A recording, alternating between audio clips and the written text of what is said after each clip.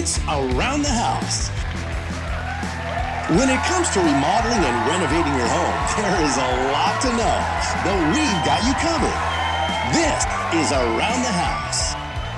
Welcome to the Around the House Show Pro Insider. I'm Eric G, and today we are going to dive into kind of a hot subject that I'm seeing companies try to, either tackle or explore here in 2020, 2021, and of course now in 2022.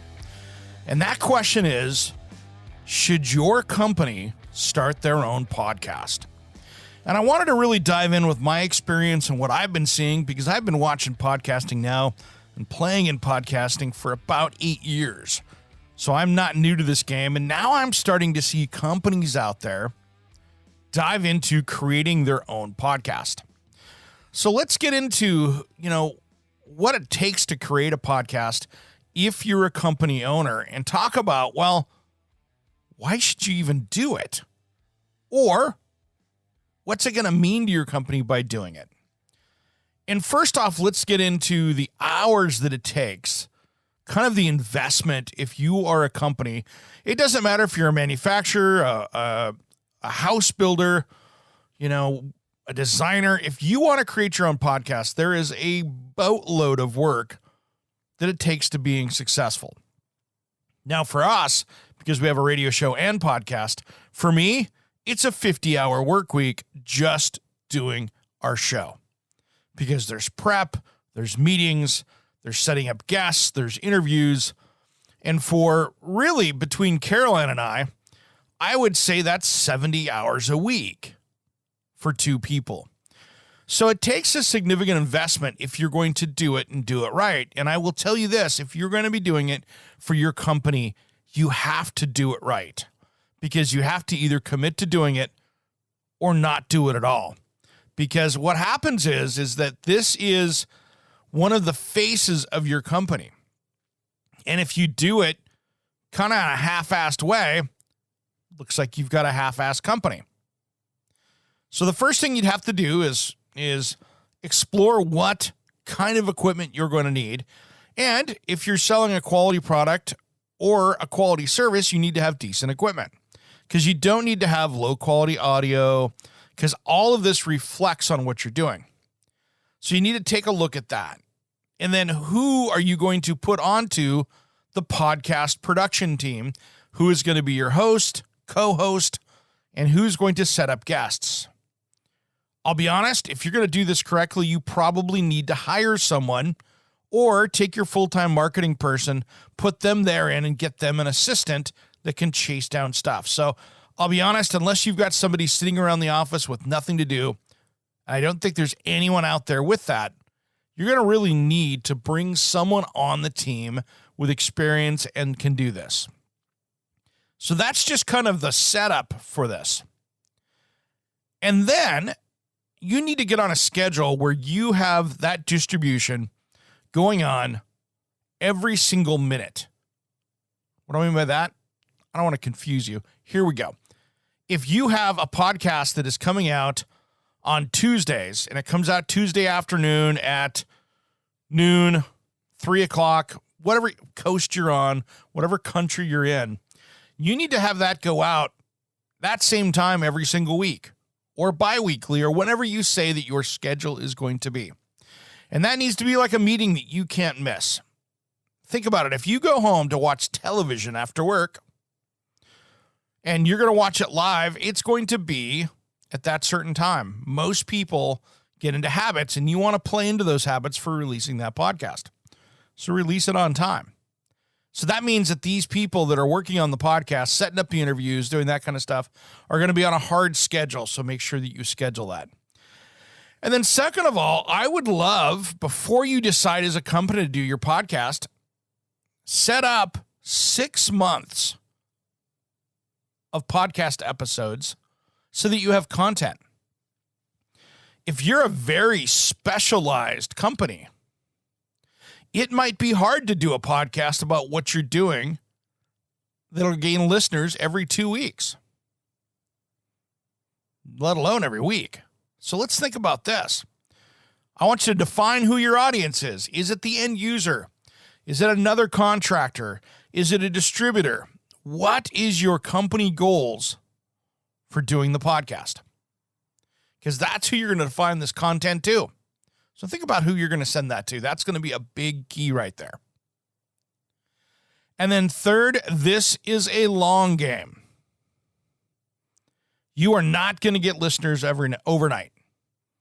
Even if you take all your marketing dollars for your company and go out and market that podcast, it is going to be discouraging and a hard go. And here's something that's interesting that I really want you to pay attention to. There are thousands of companies out there, and there's probably tens of thousands of companies out there doing company podcasts.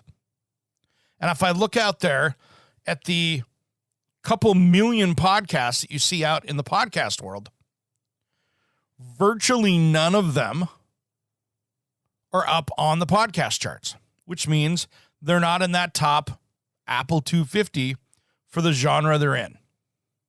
So think about that a little bit. If none of these podcasts that are done by companies are up there, maybe there's a better way of doing this. Now, hear me out, because this is something we've been doing for people as well. And this isn't an ad for Around the House, but I just want to give you another option. Podcasters like us will do curated podcasts that your people can listen to, that you can post up, that has your information in it without having to hire and bring on 2 or 3 people to do your podcasting for you within your company.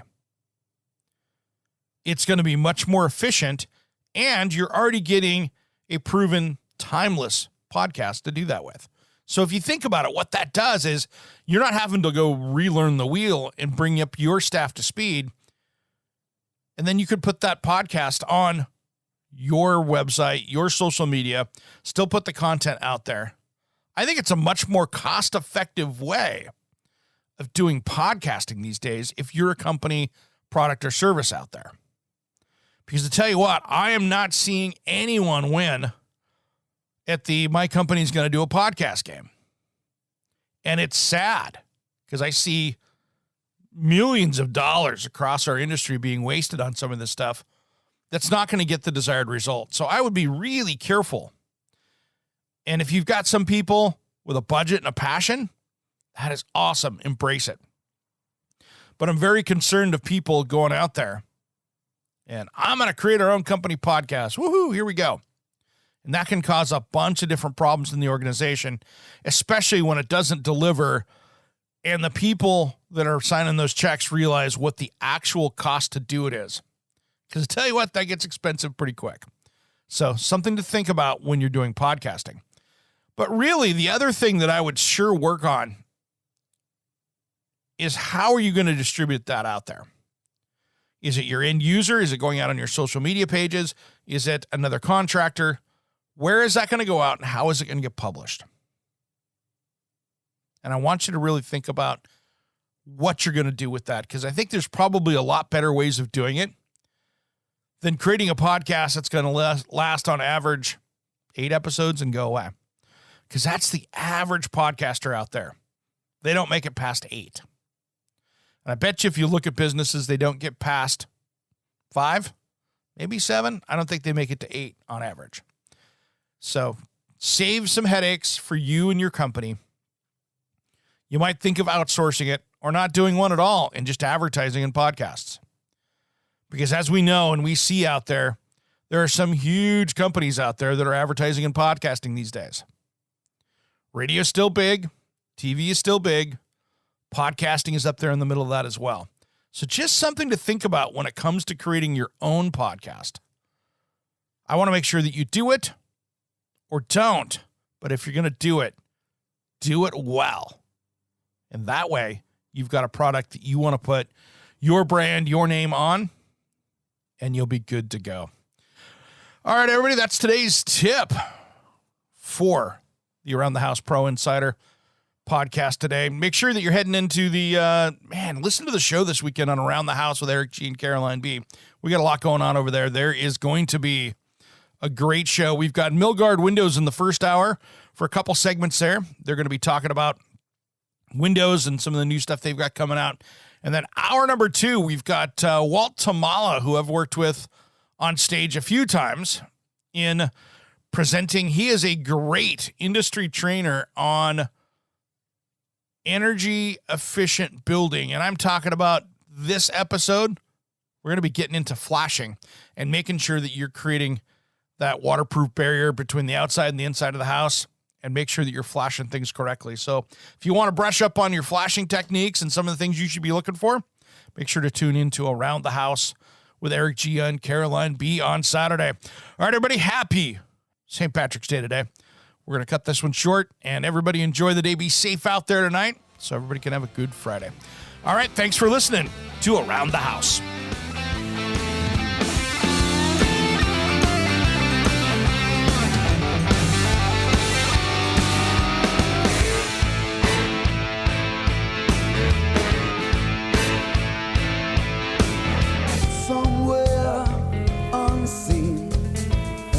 Undiscovered, anywhere beyond the mean.